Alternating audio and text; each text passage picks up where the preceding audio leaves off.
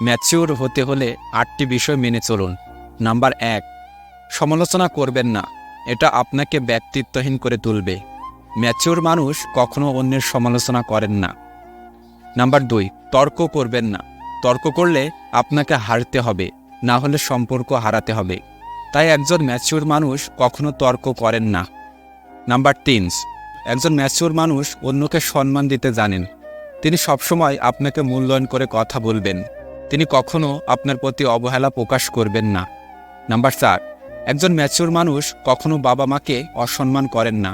তাদের সাথে সুসম্পর্ক বজায় রাখেন, কারণ তারা বুঝতে পারেন একমাত্র বাবা মা স্বার্থহীনভাবে তাদের জন্য সব কিছু করতে পারে। নাম্বার 5, একজন ম্যাচিউর মানুষ পরিবর্তনকে সবসময় মেনে নেন, কারণ তিনি বুঝতে পারে পরিবর্তন আসবেই।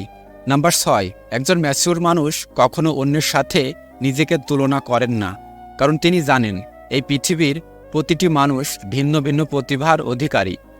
নাম্বার 7, একজন ম্যাচিউর মানুষ কখনো অভিযোগ করেন না।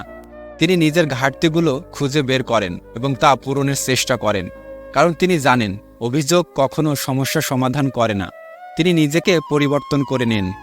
নাম্বার 8, একজন ম্যাচিউর মানুষ কখনো অন্যের ভুল নিয়ে ঠাট্টা করেন না। তিনি তাকে ব্যক্তিগতভাবে তার ভুল শুধরে দেন, যা ইমম্যাচিউর মানুষরা প্রকাশ করে থাকেন।